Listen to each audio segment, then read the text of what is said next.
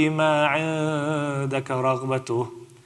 اللهم عظم سلطانك وعلى مكانك، وخفي مكرك وظهر أمرك، وغلب قهرك وجرت قدرتك، ولا يمكن الفرار من حكومتك. اللهم لا أجد لذنوبي غافرا، ولا لقبائحي ساترا، ولا لشيء من عملي القبيح بالحسن مبدلا غيرك. لا إله إلا أنت سبحانك وبحمدك ظلمت نفسي وتجرأت بجهلي وسكنت إلى قديم ذكرك لي ومنك علي.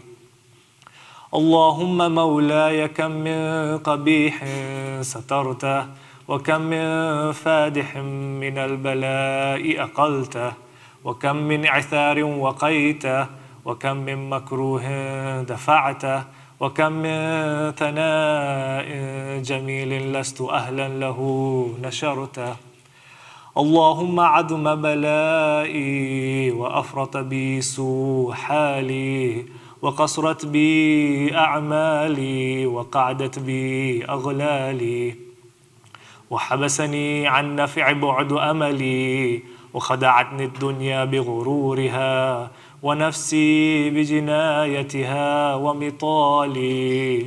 يا سيدي، فأسألك بعزتك أن لا يحجب عنك دعائي سوء عملي وفعالي، ولا تفضحني بخفي ما اطلعت عليه من سري، ولا تعاجلني بالعقوبة على ما عملته في خلواتي من سوء فعلي وإساءتي ودوام تفريطي وجهالتي وكثرة شهواتي وغفلتي. وكن اللهم بعزتك لي في كل الأحوال رؤوفا، وعلي في جميع الأمور عطوفا.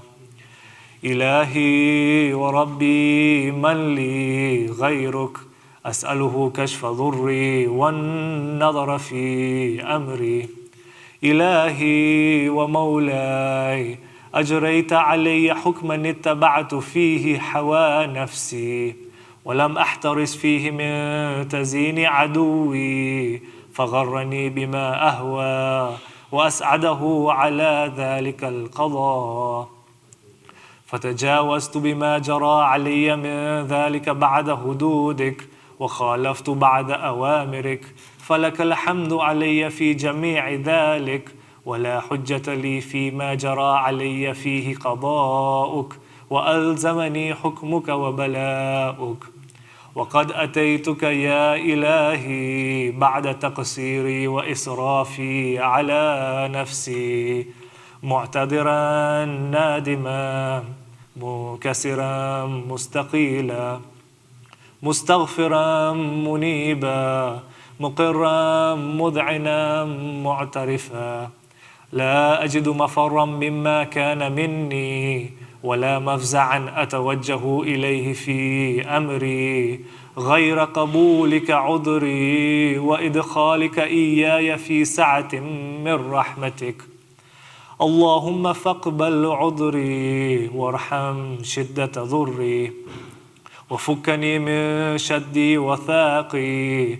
يا رب ارحم ضعف بدني ورقة جلدي ودقة عظمي، يا من بدأ خلقي وذكري وتربيتي وبري وتخذيتي. هبني لابتداء كرمك وسالف برك بي. يا إلهي وسيدي وربي، أتراك معذب بنارك بعد توحيدك، وبعد ما طوى عليه قلبي من معرفتك، ولهج به لساني من ذكرك، واعتقده ضميري من حبك، وبعد صدق اعترافي ودعائي خاضعا لربوبيتك. هيهات، أنت أكرم من أن تضيع من ربيت، أو تبعد من أدنيت، أو تشرد من آويت، أو تسلم إلى البلاء من كفيته ورحمته. وليت شعري يا سيدي وإلهي ومولاي أتسلط النار على وجوه خرت لعظمتك ساجدا، وعلى ألسن نطقت بتوحيدك صادقة، وبشكرك مادحة، وعلى قلوب اعترفت بإلهيتك محققة، وعلى ضمائر حوت من العلم بك حتى صارت خاشعة، وعلى جوارح سعت إلى أوطان تعبدك طائعة، وأشارت باستغفارك مدعنة. ما هكذا الظن بك، ولا أخبرنا بفضلك عنك يا كريم. يا ربي وأنت تعلم ضعفي عن قليل من بلاء الدنيا وعقوباتها، وما يجزي فيها من المكاره على أهلها، على أن ذلك بلاء ومكروه قليل مكثور، يسير بقاؤه قصير مدته. فكيف احتمالي لبلاء الآخرة وجليل وقوع المكاره فيها، وهو بلاء تطول مدته ويدوم مقامه، ولا يخفف عن أهله، لأنه لا يكون إلا عن غضبك وانتقامك وسخطك، وهذا ما لا تقوم له السماوات والأرض.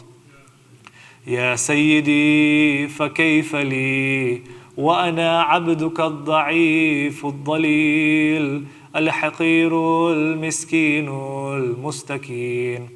يا إلهي وربي وسيدي ومولاي، لأي الأمور إليك أشكو، ولما منها أدج وأبكي، لأليم العذاب وشدته أم لطول البلاء ومدته؟ فلئن صيرتني للعقوبات مع أعدائك، وجمعت بيني وبين أهل بلائك، وفرقت بيني وبين أحبائك وأوليائك، فهبني يا إلهي وسيدي ومولاي وربي صبرت على عذابك، فكيف أصبر على فراقك؟ وهبني صبرت على حر نارك، فكيف أصبر عن النظر إلى كرامتك؟ أم كيف أسكن في النار ورجاء عفوك؟ فبعزتك يا سيدي ومولاي أقسم صادقا، لئن تركتني ناتقا لأذجن إليك بين أهلها ضجيج الآملين، ولأصرخن إليك صراخ المستصرخين، ولأبكين عليك بكاء الفاقدين، ولو نادينك أين كنت يا ولي المؤمنين. يا غاية آمال العارفين، يا غياث المستغيثين، يا حبيب قلوب الصادقين، ويا إله العالمين. أفتراك سبحانك يا إلهي وبحمدك تسمع فيها صوت عبد مسلم سجن فيها بمخالفته، وذاك طعم عذابها بمعصيته، وحبس بين أطباقها بجرمه وجريرته، وهو يضج إليك ضجيج مؤمل لرحمتك، ويناديك بلسان أهل توحيدك، ويتوسل إليك بربوبيتك. يا مولاي فكيف يبقى في العذاب وهو يرجو ما سلف من حلمك؟ أم كيف تؤلمه النار وهو يأمل فضلك ورحمتك؟ أم كيف يحرقه لهيبها وأنت تسمع صوته وترى مكانه؟ أم كيف يشتمل عليه زفيرها وأنت تعلم ضعفه؟ أم كيف يتقلقل بين أطباقها وأنت تعلم صدقه؟ أم كيف تزجره زبانيتها وهو يناديك يا ربه؟ أم كيف يرجو فضلك في عتقه منها فتتركه فيها. هيهات ما ذلك الظن بك، ولا المعروف من فضلك، ولا مشبح لما عاملت به الموحدين من برك وإحسانك. فباليقين أقطع لولا ما حكمت به من تعذيب جاحدك، وقضيت به من إخلاد معاندك، لجعلت النار كلها بردا وسلاما، وما كان لأحد فيها مقرا ولا مقاما. لكنك تقدست أسماؤك، أقسمت أن تملأها من الكافرين من الجنة والناس أجمعين، وأن تخلد فيها المعاندين، وأن تجل ثناؤك. قلت مبتدئا وتطولت بالإنعام متكرما، أفمن كان مؤمنا كمن كان فاسقا لا يستوون. إلهي وسيدي، فأسألك بالقدرة التي قدرتها، وبالقضية التي حتمتها وحكمتها، وغلبت من عليه أجريتها، أن تهب لي في هذه الليلة وفي هذه الساعة كل جرم أجرمته، وكل ذنب أذنبته، وكل قبيح أسررته، وكل جهل عملته، كتمته أو أعلنته، أخفيته أو أظهرته، وكل سيئة أمرت بإثباتها الكرام الكاتبين، الذين وكلتهم بحفظ ما يكون مني، وجعلتهم شهودا علي مع جوارحي، وكنت أنت الرقيب علي من ورائهم، والشاهد لما خفي عنهم، وبرحمتك أخفيت، وبفضلك سترت، وأن توفر حدي من كل خير أنزلت، أو إحسان فضلت، أو بر نشرت، أو رزق بسطت، أو ذنب تغفر، أو خطأ تستر. يا ربي يا ربي يا رب، يا إلهي وسيدي ومولاي ومالك رقي، يا من بيده ناصيتي، يا عليما بضري ومسكنتي، يا خبيرا بفقري وفاقتي، يا ربي يا ربي يا رب، أسألك بحقك وقدسك وعدم صفاتك وأسمائك أن تجعل أوقات من الليل والنهار بذكرك معمورة، وبخدمتك موصولة، وأعمالي عندك مقبولة، حتى تكون أعمالي وأورادي كلها وردا واحدا، وحالي في خدمتك سرمدا. يا سيدي، يا من عليه معولي، يا من إليه شكوت أحوالي، يا ربي يا ربي يا رب، قوي على خدمتك جوارحي، واشدد على العزيمة جوانحي، وهب لي الجد من خشيتك والدوام في الاتصال بخدمتك، حتى أسرح إليك في ميادين السابقين، وأسرع إليك في المبادرين، واشتاق إلى قربك في المشتاقين، وأدنو منك دنو المخلصين، وأخافك مخافة الموقنين، واجتمع في جوارك مع المؤمنين. اللهم ومن أرادني بسوء فأرده، ومن كادني فكده، واجعلني من أحسن عبيدك نصيبا عندك، وأقربهم منزلة منك، وأخصهم زلفة لديك، فإنه لا ينال ذلك إلا بفضلك، وجد لي بجودك، واعطف علي بمجدك، واحفظني برحمتك، واجعل لساني بذكرك لهجا، وقلبي بحبك مطيما، ومن علي بحسن إجابتك، وأقلني عثرتي واغفر زلتي، فإنك قضيت على عبادك بعبادتك وأمرتهم بدعائك وضمنت لهم العجاب. فإليك يا ربي نسبت وجهي، وإليك يا ربي مددت يدي، فبعزتك استجب لي دعائي وبلغني مناي، ولا تقطع من فضلك رجائي، واكفني شر الجن والإنس من أعدائي. يا سريع الرضا اغفر لمن لا يملك إلا الدعاء، فإنك فعال لما تشاء. يا من اسمه دواء وذكره شفاء وطاعته غنى، ارحم من رأس ماله الرجاء وسلاحه البكاء.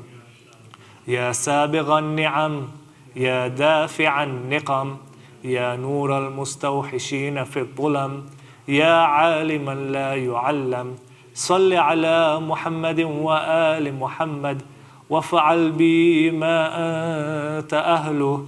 وصلى الله على رسوله والأئمة الميامين من آله، وسلم تسليما كثيرا كثيرا.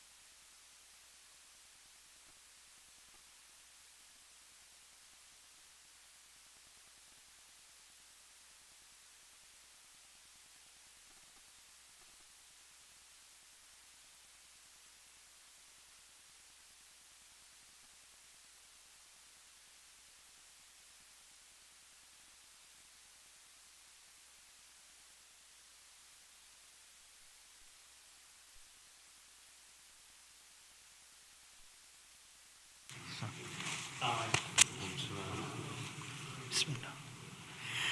أعوذ بالله من الشيطان اللعين الرجيم. بسم الله الرحمن الرحيم. إن الله ملائكته يصلون على النبي يا أيها الذين آمنوا صلوا عليه وسلموا تسليما. اللهم صل على محمد وآل محمد. الله أكبر. الله أكبر. الله أكبر. الله أكبر. أشهد أن لا إله إلا الله. أشهد أن لا إله إلا الله. أشهد أن محمدا رسول الله صلى الله عليه وسلم. أشهد أن محمدا رسول الله. أشهد أن عليا ولي الله. أشهد أن مولانا أمير المؤمنين وإمام المتقين عليا حجة الله. حي على الصلاة. حي على الصلاة. حي على الفلاح. حي على الفلاح. حي على خير العمل. حي على خير العمل. الله أكبر. الله أكبر. لا إله إلا الله. لا إله إلا الله. اللهم صل على محمد وآل محمد.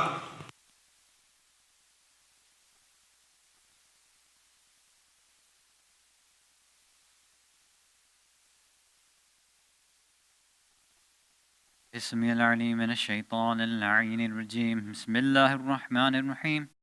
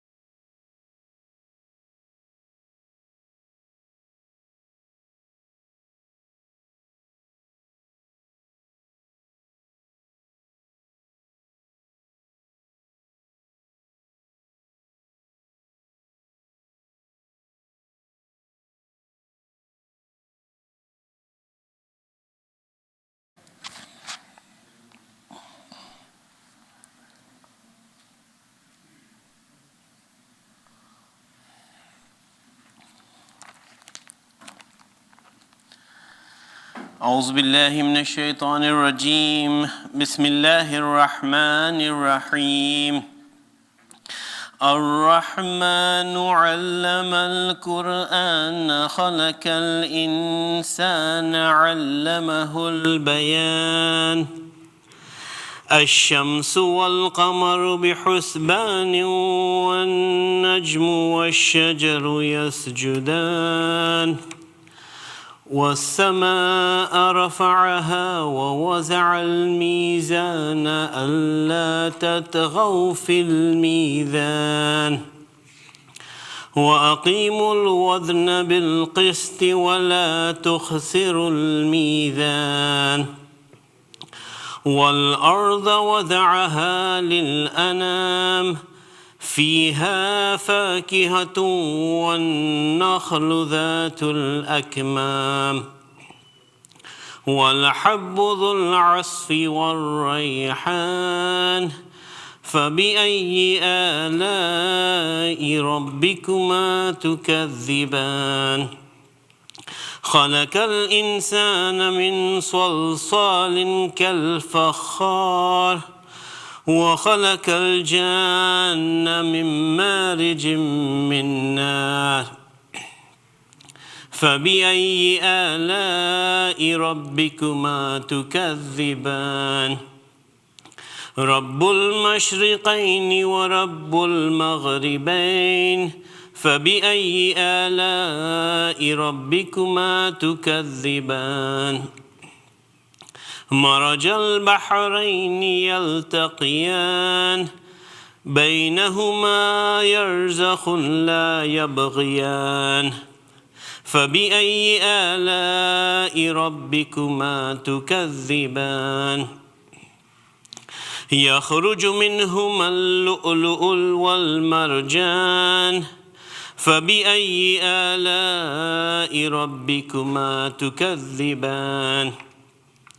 وله الجوار المنشآت في البحر كالأعلام. فبأي آلاء ربكما تكذبان؟ كل من عليها فان ويبقى وجه ربك ذو الجلال والإكرام. فبأي آلاء ربكما تكذبان؟ يسأله من في السماوات والأرض كل يوم هو في شأن. فبأي آلاء ربكما تكذبان؟ سنفرغ لكم أيها الثقلان. فبأي آلاء ربكما تكذبان؟ يا معشر الجن والإنس إن استطعتم أن تنفذوا من أقطار السماوات والأرض فانفذوا لا تنفذون إلا بسلطان. فبأي آلاء ربكما تكذبان؟ يرسل عليكما شواظ من نار ونحاس فلا تنتصران. فبأي آلاء ربكما تكذبان؟ فإذا انشقت السماء فكانت وردة كالدهان. فبأي آلاء ربكما تكذبان؟ فيومئذ لا يسأل عن ذنبه إنس ولا جان. فبأي آلاء ربكما تكذبان؟ يعرف المجرمون بسيماهم فيؤخذ بالنواصي والأقدام. فبأي آلاء ربكما تكذبان؟ هذه جهنم التي يكذب بها المجرمون يطوفون بينها وبين حميم آن. فبأي آلاء ربكما تكذبان؟ ولمن خاف مقام ربه جنتان. فبأي آلاء ربكما تكذبان ذواتا أفنان فبأي آلاء ربكما تكذبان فيهما عينان تجريان فبأي آلاء ربكما تكذبان فيهما من كل فاكهة زوجان فبأي آلاء ربكما تكذبان متكئين على فرش بطائنها من استبرق وجنى الجنتين دان فبأي آلاء ربكما تكذبان فيهن قاصرات الطرف لم يطمثهن إنس قبلهم ولا جان فبأي آلاء ربكما تكذبان كأنهن الياقوت والمرجان فبأي آلاء ربكما تكذبان هل جزاء الإحسان إلا الإحسان فبأي آلاء ربكما تكذبان ومن دونهما جنتان فبأي آلاء ربكما تكذبان مدهامتان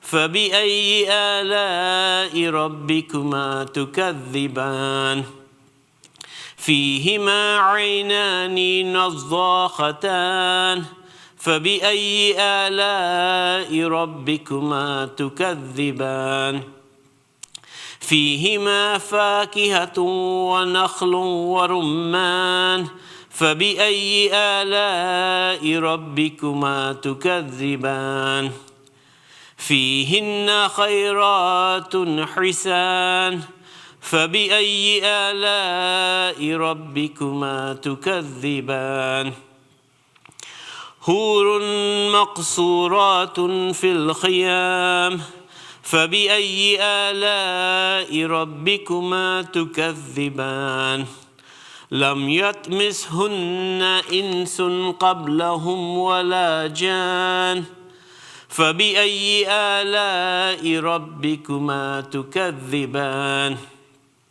متكئين على رفرف خضر وعبقري حسان فبأي آلاء ربكما تكذبان تبارك اسم ربك ذي الجلال والإكرام صدق الله العلي العظيم اللهم صل على محمد وآل محمد فاتحة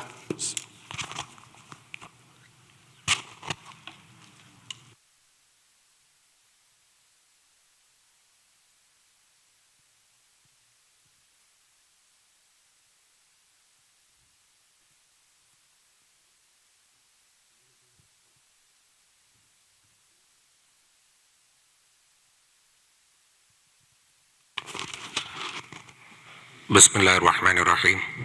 Sayyid Hasan Rizvi, respected elders, brothers, sisters in Iman, Assalamu alaikum wa rahmatullahi wa barakatuh.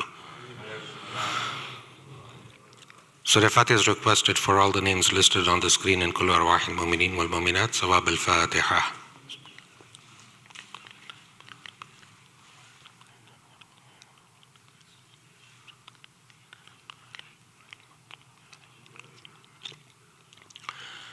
Ayat Yujibun is requested for all the names listed on the screen and whoever is in need of it here and elsewhere.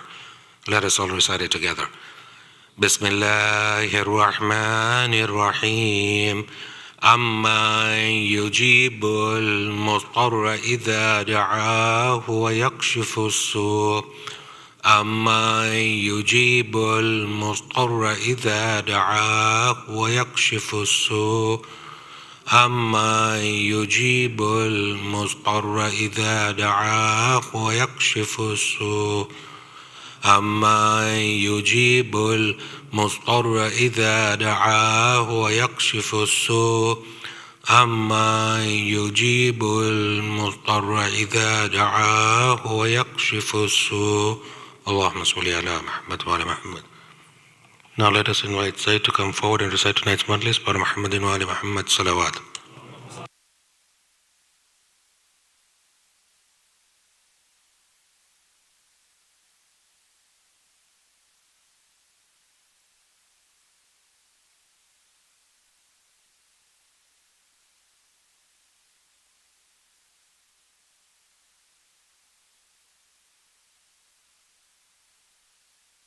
الفاتحة.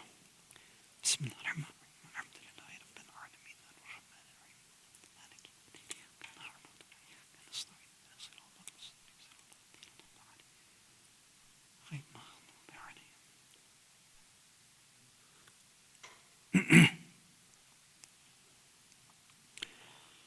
أعوذ بالله السميع العليم من الشيطان اللعين الرجيم. بسم الله الرحمن الرحيم وبه نستعين لا حول ولا قوة إلا بالله العلي العظيم والحمد لله رب العالمين والصلاة والسلام على أشرف الأنبياء والمرسلين خاتم النبيين شفيع المذنبين رحمة للعالمين سيدنا ونبينا وحبيب قلوبنا والشفيع نفوسنا والطبيب ذنوبنا أبي القاسم المصطفى محمد. اللهم صل على محمد وآل محمد وعجل فرجهم. ثم الصلاة والسلام والتحية والإكرام على أهل بيته الطيبين الطاهرين المعصومين المظلومين المنتجبين المكرمين الخيرين الفاضلين السيدين الصادقين لا سيما بقية الله في الأرضين روحي وأرواح العالمين لتراب مقدمه الفدا ولعنة الله على أعدائهم أجمعين من الأولين والآخرين إلى قيام يوم الدين. أما بعد صلوات على محمد وآل محمد.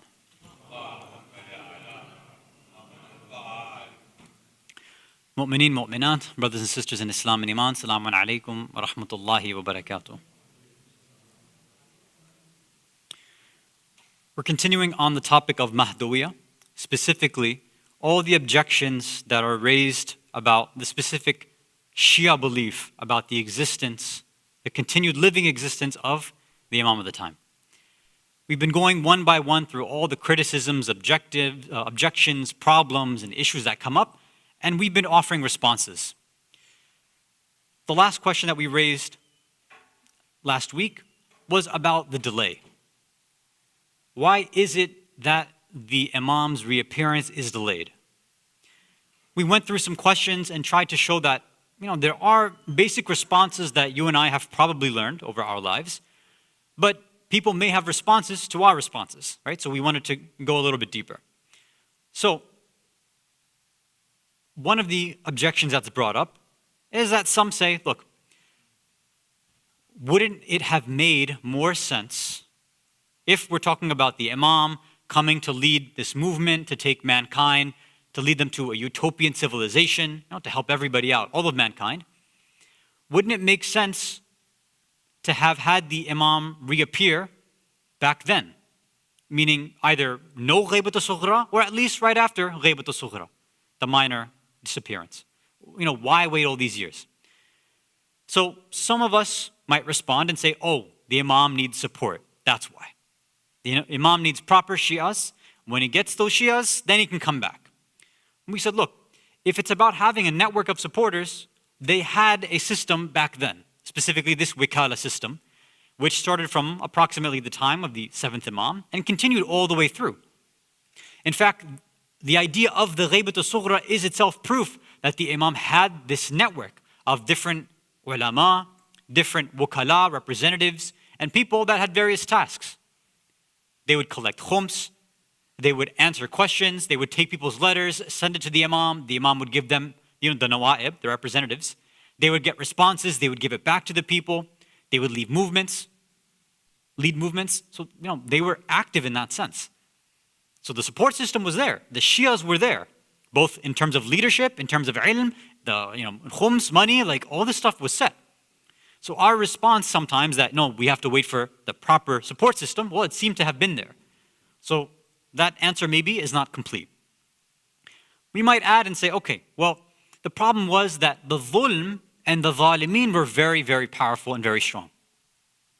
The oppressors, for example, the Abbasids, if the Imam had made his return, if he had done something open, he would have been killed, would have become shaheed right away.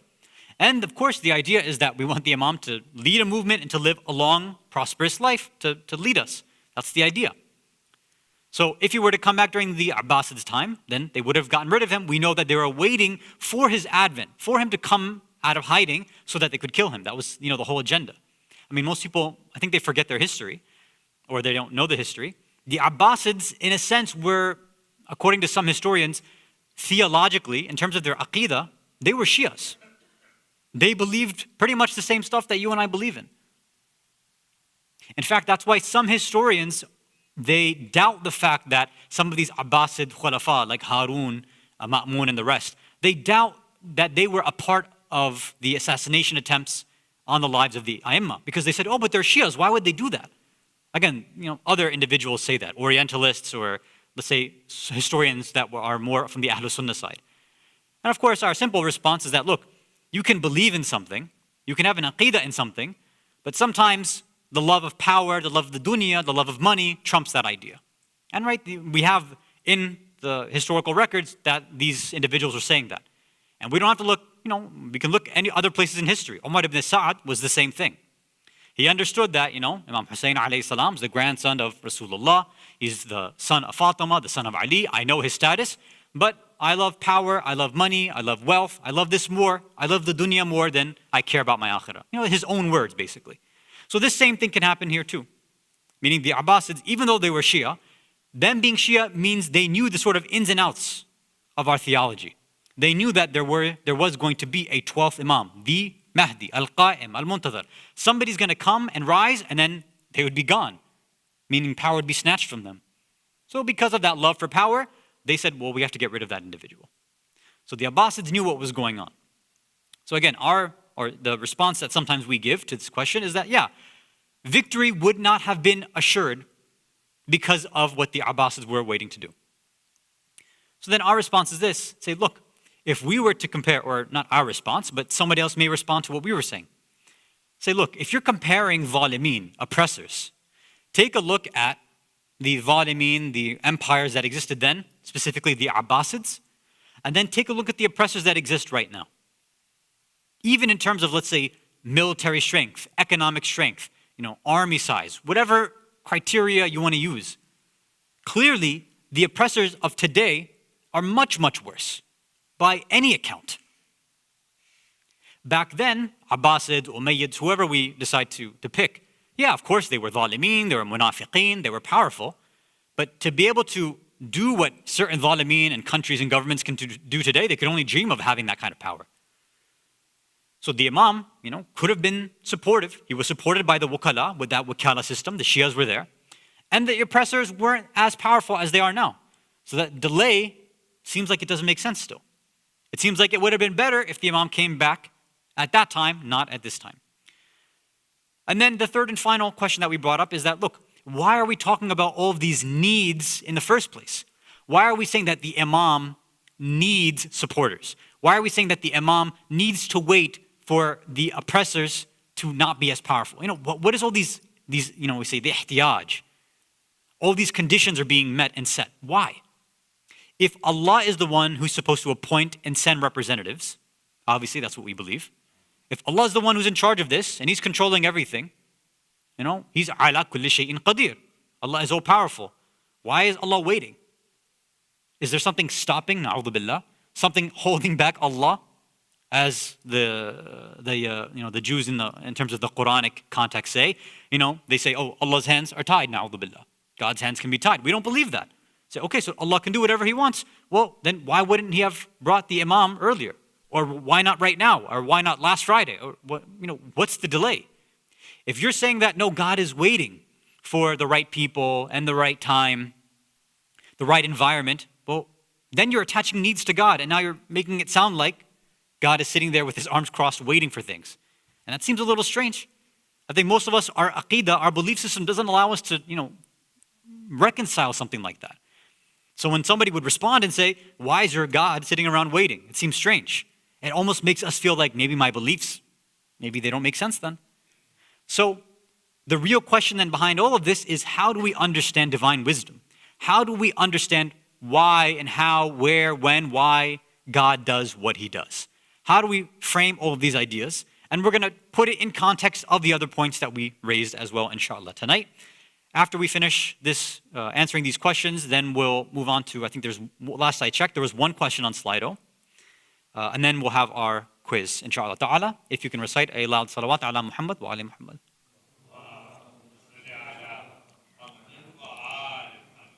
Okay, medium volume of salawat's okay too, I guess. All right. That's okay. That's something. I asked for a loud one and it comes medium. That's okay. I know sometimes people say you have to do a very, very loud one. But, sometimes our heart doesn't allow it. Even though we know that salawat removes nifaq and the louder you do it, the better for your soul. But I guess sometimes we can't be bothered to remove the nifaq from our hearts. I don't know what to say. Salawat ala Muhammad wa ala Muhammad.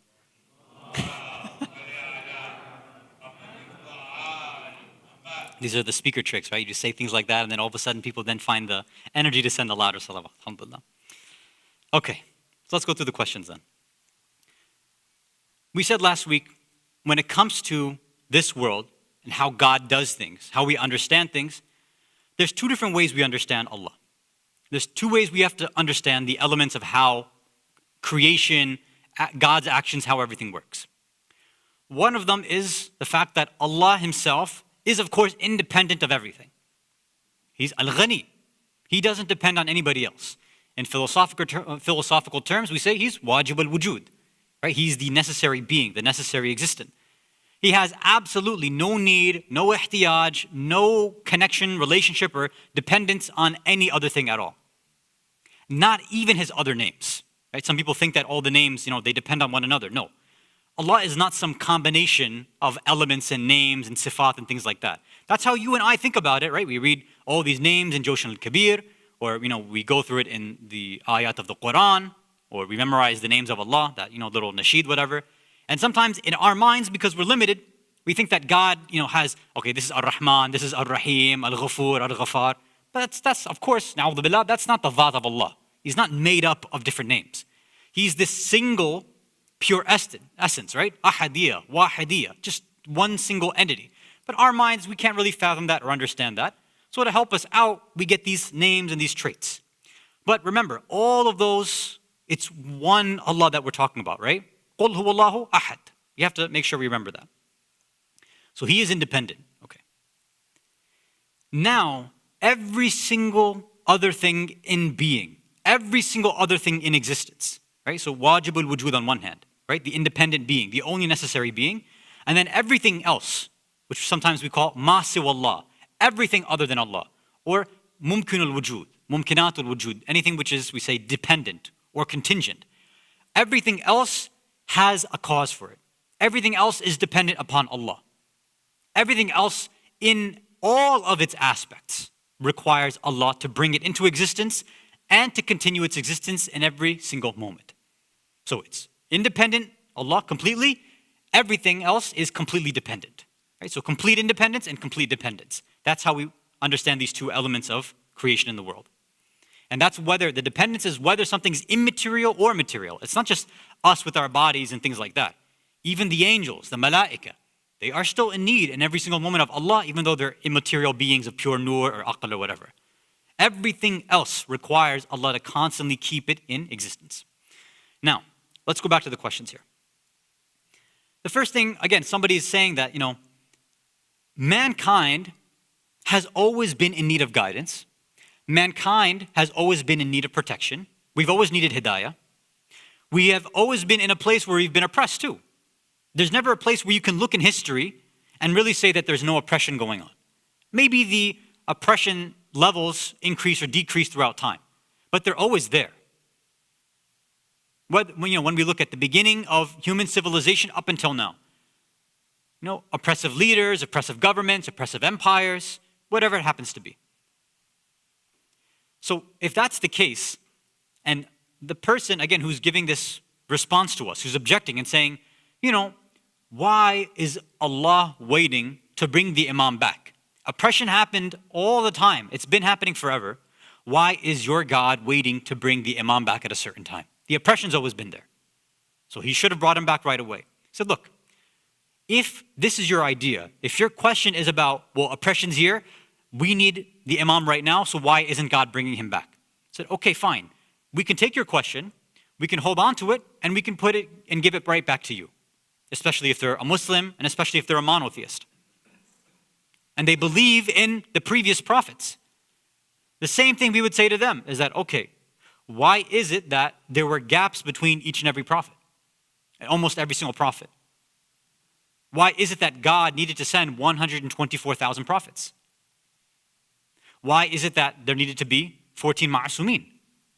Why are there constant gaps and delays in all of these things? Why does this continue on for, however many years you want to calculate, millions of years if you want, or thousands, whatever? All of this has been continuing. There's always been oppression. Mankind has always been in need for it. So if you are saying to us, why isn't the Imam back? Oppressions happen. We could say the same thing. Why did God wait so long to send Rasulullah sallallahu alayhi wa alihi wa sallam? Allahumma salli ala Muhammad. Why did it come in the year 600 whatever? Why did God wait till then? Why did God wait till whatever year to send Nabi Isa alayhi salam? Why did God wait to send Nabi Nuh or Nabi Ibrahim or any of the prophets? And why were there sometimes hundreds of years, sometimes thousands of years of gaps between all of them? If there was always oppression, if people were not following the right path, then that shouldn't have been there. Meaning there should have been Nabi Adam and Bibi Hawa alayhim salam, and that's it. We would have been done, right? But clearly that's not the case. Everybody knows their history, whether you believe in religion or not. We've seen how it goes. There may have been at every single time individuals who were, let's say, the most intelligent, the most humble, the most connected, right? So for us, these are obviously the prophets of Allah, starting with Nabi Adam alayhi salam and his family. Starting with him, if things had gone the right way, if people had followed the message of that Nabi, of that prophet, the first human, the first family, if they had followed that, would there really have been a need for anything else? No, probably not. And we have this same idea in some of our narrations too, where, and this is a little deeper, but I want to just give you this idea to think about. In some of our ahadith, it talks about how every single prophet, and in fact every single imam, had the potential to be Al-Mahdi. Every single representative of Allah, every anbiya, or every nabi, every rasul, every ma'asum, or imam, they had the capacity, the capability, and the probability of being Al-Mahdi. They could have been that final, representative of Allah. But the idea is that there has always been other factors at play. The idea is that they might be there, they might be perfect, they might have God's message and everything that they need in order to, start this, spiritual revolution. But were the people around them actually ready or not? Were the people that they were with, were they ready to help out with that revolution or not? Going back to the other question that we had. So, the first question we talked about now is this. Is if somebody wants to respond to us and they want to criticize and say, there shouldn't be this long gap because humans always need guidance. So Allah shouldn't be delaying the advent of the 12th Imam. We say, if that's your idea, then Allah should never have delayed any sort of prophet or any Imam or anything at all. But it's clear that that's happened. Now our question is, why does any delay happen? Why is any prophet delayed in his mission? Why does it take time? Why do constantly prophets have to be sent? And why are there all these Imams coming, one after the other, up until this delay of the final awaited Imam, Imam Al-Mahdi, Ajjalallahu ta'ala farajuhu sharif.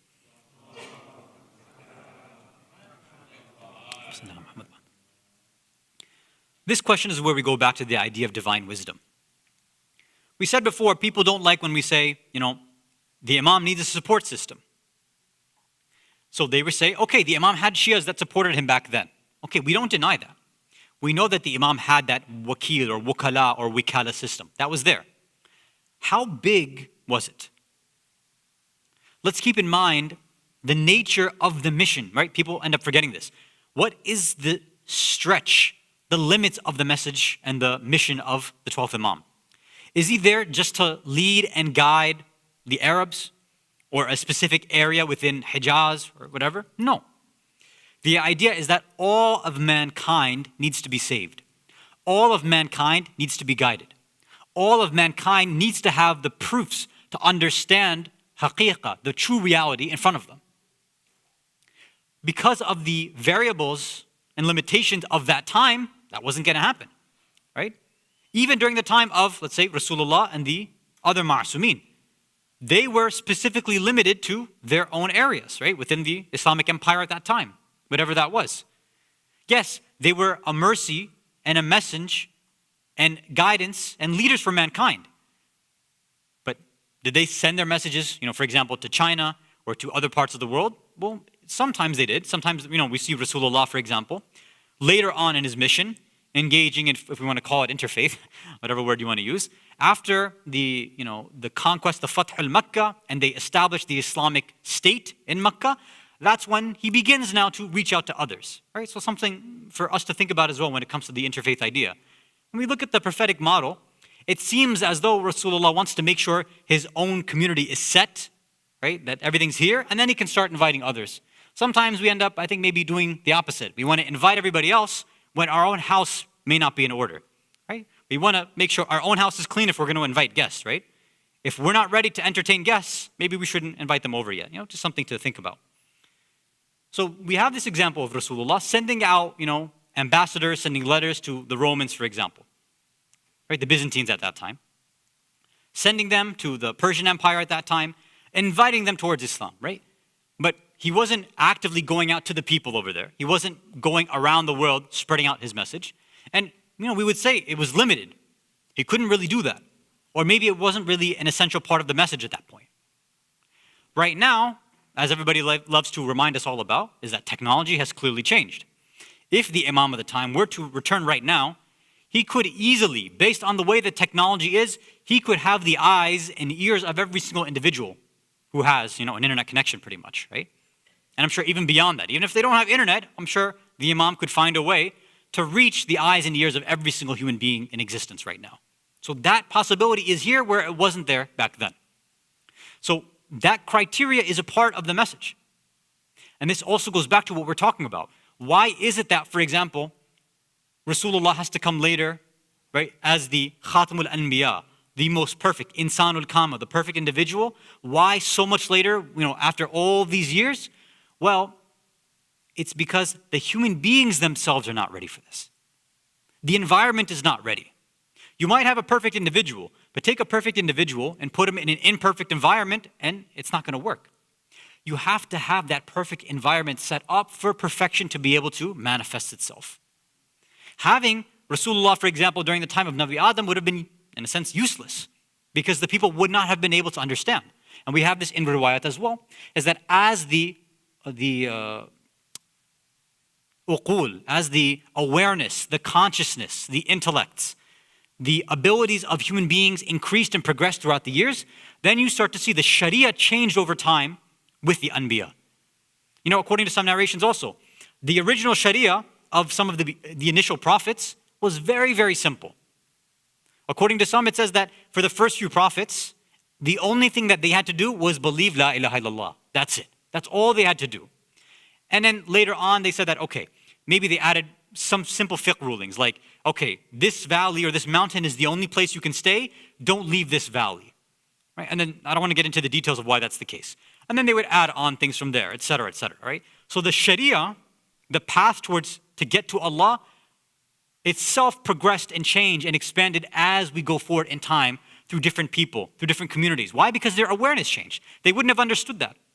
In the same way that you and I who deal with kids, who deal with youth, if you want to explain to them the true, or whatever we understand right now as adults, the true nature and essence of Allah, through, let's say, some deep philosophical idea, it's going to be very, very tough to do. Usually, what do we tell kids in terms of Allah, in terms of, when they ask, where is Allah? Usually we say Allah is everywhere. But if we're looking at the proper example, for example, what has been explained and brought out within Nahj al-Balagha from Amir al-Mu'mineen, Ali ibn Abi Talib, alayhi salatu wasalam.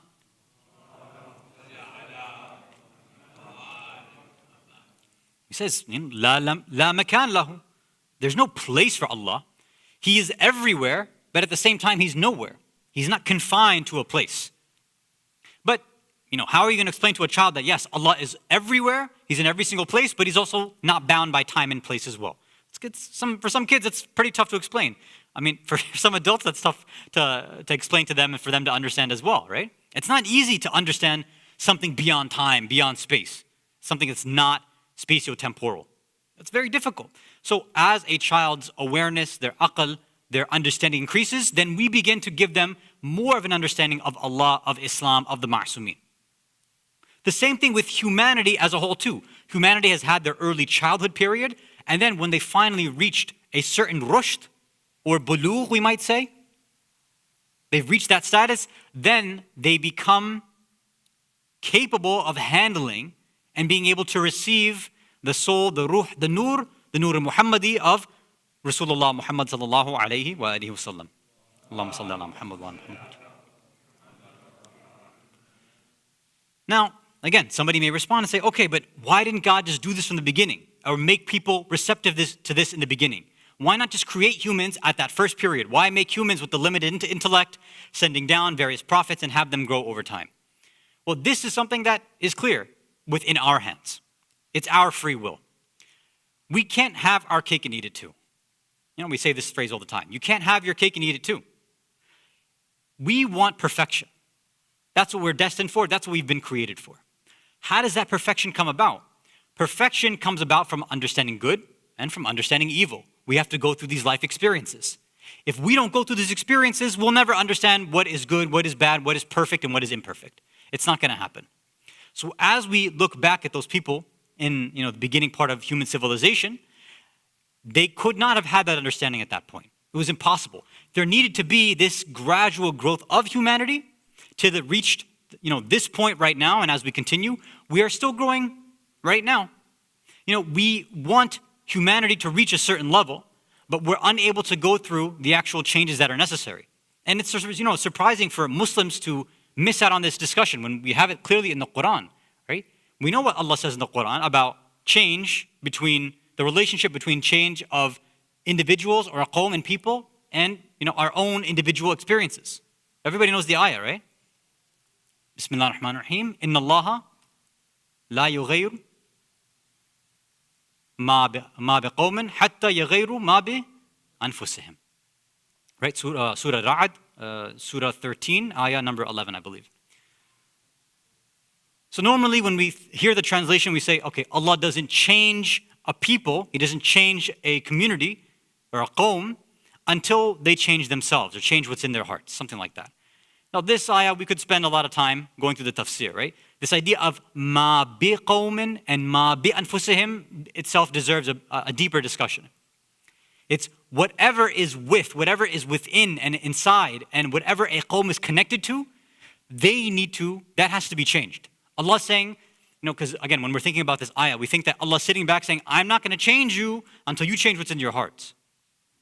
That's one way of looking at it. I think that again, I don't want to say a childish, but that's a simple way of looking at it. But there's another way of looking at it, perhaps a more correct and appropriate way, is that Allah saying, look, if you want me to go through the steps of bringing about change in your qawm, the muqaddama, the prerequisite, the precondition is that your hearts, your nafs has to be ready for that change. If you want to accept, for example, Rasulullah in your community, then the qawms, the aqwam, they have to change over time as well. And when they do change, and they did change over time, then they were able to accept that. If you want to accept the anwar, the nur, the message of the Ahlul Bayt, as people did throughout time, then they changed what was in their anfus and their nafs as well. The same thing is going to apply to us. If we are saying that we want to be connected with the Imam of the time, if we want all of reality to change, we want this Islamic civilization, then Allah is saying it's very, very clear. He's not saying my hands are tied, He's saying you're tying your own hands then. Allah is saying, I'm telling you, I'm ready to do this anytime you want. The problem is not on my side, Allah says, the problem is on your side. In the same way, if we were, right now, if you wanted, let's say, an extra cup of chai, for example, right? You got your first cup of chai, you want a refill. So you're walking around and somebody has the tea kettle with them. You say, okay, can you refill my cup? Well, if you have a cup, then they can pour an extra cup of chai for you. You can get seconds, thirds, whatever you want. Imagine somebody walking around and asking, okay, I want some chai. Said, okay, do you have a cup in the first place? No, I don't have it. Okay, so, once you get a cup, then I can, fill your cup for you. I can give you chai. No, you just don't want to give it to me. What do you mean I don't want to give it to you? I want to give it to you. You just need to get a cup first. Once you get that, then, some people want every single thing taken care of for them. They want all that khidmat. They don't want to lift a finger. In terms of the Imam's return, it's the same exact idea. We are the ones who are in charge and need to bring our cup to Allah and say, Allah, we are ready to accept the wujud, the nur, the hidayah of the Imam at the time. When we're ready to do that, Allah's saying that hidayah, that guidance, all of that is ready, and I'll pour that in your cup anytime you're ready. But you have to have your cups ready first. Once you get it ready, then we'll be able to give you and bless you with the return and dhuhur of the Imam of the time. Salawat ala Muhammad wa ala Muhammad. So just to summarize, although, yes, they had this wikala system then, this complete system of humanity being ready to accept guidance was not available then. It wasn't ready, nor could they hear the message of the Imam at that time. So we have that, that system is pretty much here now, or maybe there needs to be some other stuff that needs to be made ready there. In terms of the oppressors as well, again, the Imam would need global support, which seems like it could happen now and maybe couldn't have happened back then. But really the idea is that Allah Himself is not bound by anything. It's you and I, as with all the other humans in history, who have been blocking ourselves from receiving that full guidance from Allah. When you and I change all those things within our own nafs, our own diseases, then the Imam will be ready. And he's been ready, he's been willing from day one to come to us and give us guidance. And that's why for those ulama, for the mu'mineen, the real mu'mineen, they say that the Imam doesn't wait, he goes to them directly. And we have many stories of ulama, of urafa, of mu'mineen, who the Imam of the time comes and visits them, sometimes in person, sometimes in a dream, sometimes in their hearts, in different ways. So that connection to the Imam, without this big zuhur, is always possible. But the idea is, the Imam would be saying to us, if you want, me to come and visit you, don't bother with all these, 40 days straight, 40 nights straight, recite this, recite this, recite this. No. If your heart is receptive to the wilayah of the Imam, then the Imam, of course, is going to follow and come to and connect with his Shia. So, of course, our dua is that we become those true Shias so the Imam can return just as he wants in a quicker, more haste manner, inshallah ta'ala. Salawat ala Muhammad wa ala Muhammad.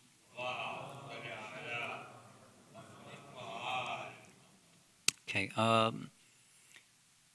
let's see. I think there was one question on Slido, so let me just quickly take a look. Okay, so there's a few questions. I've heard that it's not recommended to buy a red car. Is there any truth to this? I've never seen anything like that. Raza uncle, Yusuf uncle, have you ever heard of anything like this? Recommendations for a car color? No. I've never heard this. If you have heard it from somebody, or if you have any sort of narration or article, send it my way, or email me, and then I'll take a look. But I'm almost fairly certain I have never seen a narration where Rasulullah was telling people not to buy red cars, for obvious reasons, right? And I can't even remember him saying not to buy red horses or red camels or anything that we could even try to attribute. So I've never heard of that.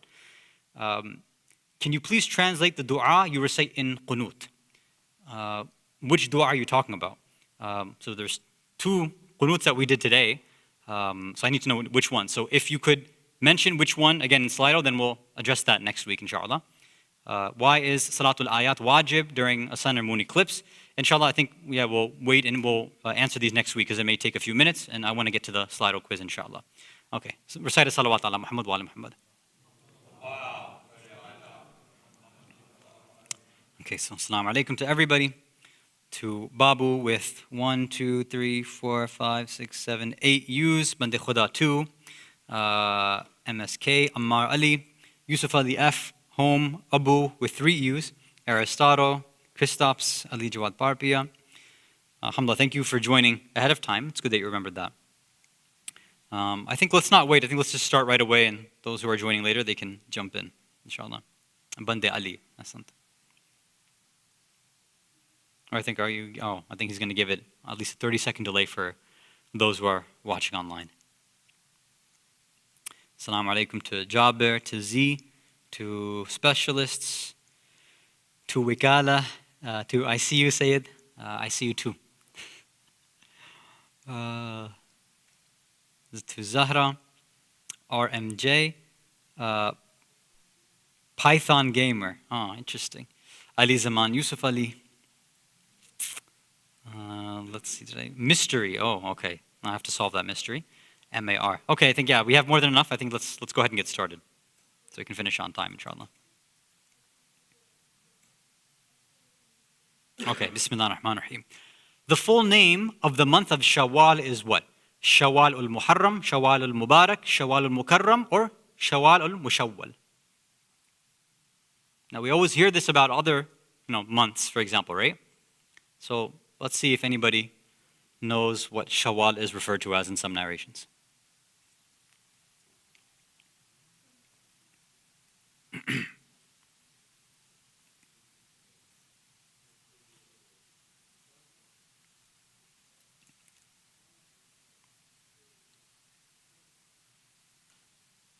Ahsant. 67% of you got it right. That's pretty good. I was surprised. I had no idea, actually, when I was first looking the question up. So, alhamdulillah, that's good. Okay, let's go to number 2. Shawaal comes from the word shal, or the verb shal, which means what? To rise, lift, carry, to recover, to return, a scarf worn around the head and neck, or none of the above.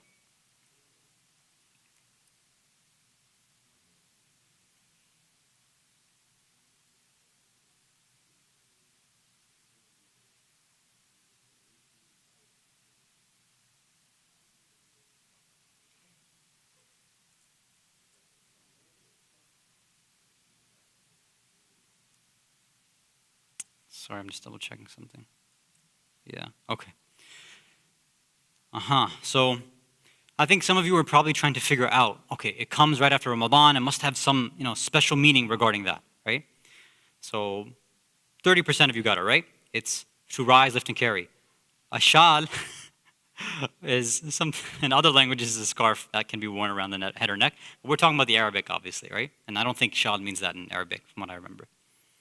But good guesses. Actually, I'm surprised that I put none of the above. I didn't think I was going to do that as an option. Okay.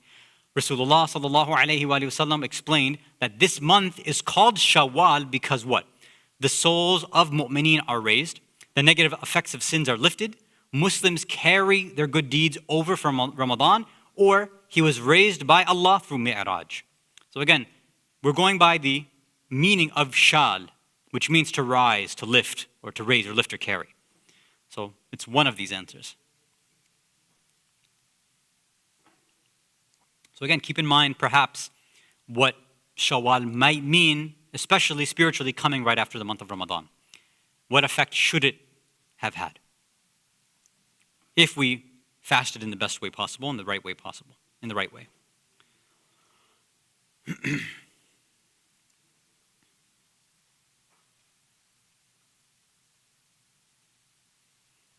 I made this one difficult because all these are plausible answers, right? Yeah, so this was tough. I made it extra difficult. So according to this specific hadith, it's that the negative effects or sins themselves are lifted away. And now again, there might be explanations to why that's the case. Perhaps, for example, it's because of the purification someone has gone through in Ramadan. And maybe perhaps the idea that certain mu'mineen have continued on their spiritual practices after the month of Ramadan. Meaning Ramadan was great for them. They fasted, they recited extra du'as and all this stuff. And they made that their new normal religious habit, and they've carried it on.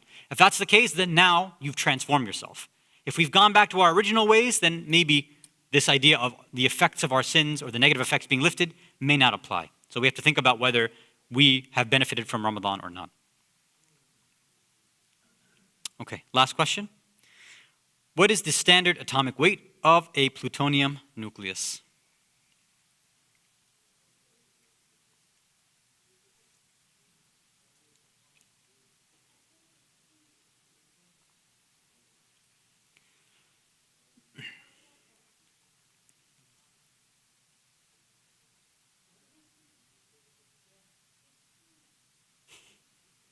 I can hear you over here.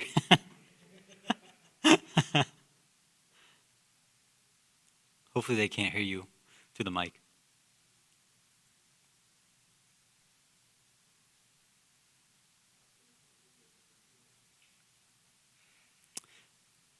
As is normally the case, the non-Islamic questions, everybody seems to get them right. Alhamdulillah, or at least the majority do. 244. Yeah, alhamdulillah. That's good, I guess. Either everybody's paid attention to their chem, or maybe people are just really quick at Googling. So congratulations to the Wikala system. Alhamdulillah, first place, and then everybody else tied for third place. Tahom, Aristotle, Ali Zaman Yusuf Ali, and Mystery. Asantum. Okay, Jazakallah khair. Thank you everybody for participating.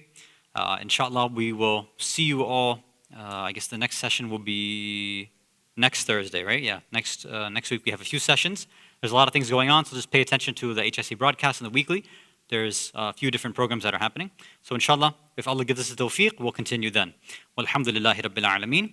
وصلى الله على سيدنا محمد وعلى أهل بيت الطيبين الطاهرين والسلام عليكم ورحمة الله وبركاته صلوات على محمد وآل محمد.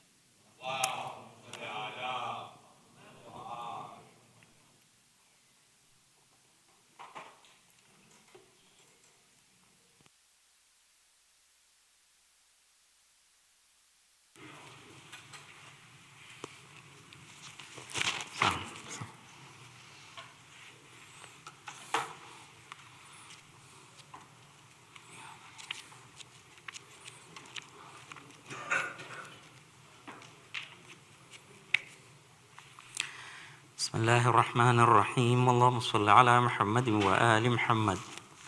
السلام عليك يا نبي الله، السلام عليك يا رسول الله، السلام عليك يا أمير المؤمنين، السلام عليك يا فاطمة السيدة النساء العالمين، السلام عليك يا خديجة الكبرى، السلام عليك يا حسن المجتبى، السلام عليك يا أبا عبد الله ورحمة الله وبركاته، السلام عليك يا وارث آدم صفوة الله، السلام عليك يا وارث نوح النبي الله، السلام عليك يا وارث إبراهيم خليل الله، السلام عليك يا وارث موسى كليم الله، السلام عليك يا وارث عيسى روح الله، السلام عليك يا وارث محمد حبيب الله، السلام عليك يا وارث أمير المؤمنين عليه السلام ولي الله، السلام عليك يا ابن محمد المصطفى صلى الله عليه وآله، السلام عليك يا ابن علي المرتضى، السلام عليك يا ابن فاطمة الزهراء، السلام عليك يا ابن خديجة الكبرى، السلام عليك يا ثار الله وابن ثاري والوتر الموتور، أشهد أنك قد أقمت الصلاة وأعطيت الزكاة وأمرت بالمعروف ونهيت عن المنكر وأطعت الله ورسوله حتى أتاك اليقين، فلعن الله أمة قتلتك ولعن الله أمة ظلمتك ولعن الله أمة سميت بذلك فرضيت به. يا مولاي يا أبا عبد الله، أشهد أنك كنت نورا في الأسلاب الشامخة والأرحام المطهرة، لم تنجسك الجاهلية بأنجاسها ولم تلبسك من مدلهمات ثيابها، واشهد أنك من دعائم الدين وأركان المؤمنين، واشهد أنك الإمام البر التقي الرضي الذكي الحادي المهدي، واشهد أن الأئمة من ولدك كلمة التقوى وعلام الهدى والعروة الوثقى والحجة على أهل الدنيا، وأشهد الله وملائكته وأنبياءه ورسله أني بكم مؤمن وبكم موقن بشرائع ديني وخواتيم عملي، وقلبي لقلبكم سلم عمري لأمركم مطبع، صلوات الله عليكم وعلى أرواحكم وعلى أجسادكم وعلى أجسامكم وعلى شاهدكم وعلى غائبكم وعلى ظاهركم وعلى باطنكم. السلام عليك يا ابن رسول الله، السلام عليك يا ابن نبي الله، السلام عليك يا ابن أمير المؤمنين، السلام عليك يا ابن الحسين الشهيد، السلام عليك أيها الشهيد، السلام عليك أيها المظلوم وابن المظلوم، لعن الله أمة قتلتك ولعن الله أمة ظلمتك ولعن الله أمة بذلك فرضيت بي، ولعن الله أمة سميت بذلك فرزيت به. السلام عليكم يا أولياء الله وأحباء. السلام عليكم يا أصفياء الله وأوداعا. السلام عليكم يا أنصار دين الله. السلام عليكم يا أنصار رسول الله. السلام عليكم يا أنصار أمير المؤمنين. السلام عليكم يا أنصار فاطمة سيدة النساء العالمين. السلام عليكم يا أنصار أبي محمد الحسن بن علي الولي الزكي الناصح. السلام عليكم يا أنصار أبي عبد الله بأبي أنتم وأمي.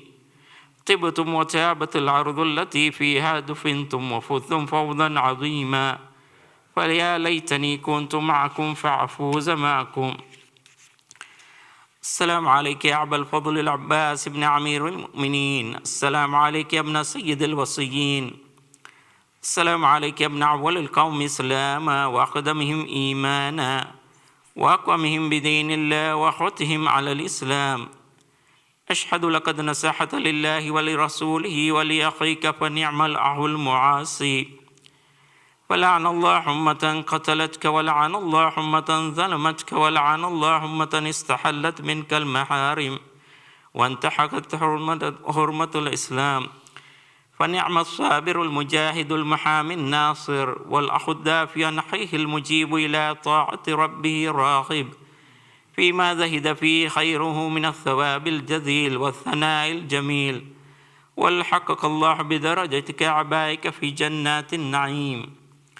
السلام عليك يا عمة المسلمين علي بن الحسين زين العابدين ومحمد بن علي الباقر وجعفر بن محمد الصادق وموسى بن جعفر القاذم ورحمة الله وبركاته. السلام عليك يا غريب الغرباء سلطان الحسن علي بن موسى الرضا، كن شفيعنا وشفيع والدينا في يوم الجزاء ورحمة الله وبركاته. السلام عليك يا محمد بن علي الجواد وعلي بن محمد النقي والحسن بن علي العسكري والحجة القائم. السلام عليك يا صاحب الزمان الأمان علمان علمان من فتنة الزمان. السلام عليك يا شريك القرآن وكعبة الإيمان وإمام الإنس والجان ورحمة الله وبركاته. اللهم صل على محمد وآل محمد. اللهم كن لوليك الحجة ابن الحسن صلواتك عليه وعلى آبائه في هذه الساعة وفي كل ساعة وليا وحافظا وقائدا وناصرا ودليلا وعينا حتى تسكنه أرضك توعا وتمتعه فيها طويلا.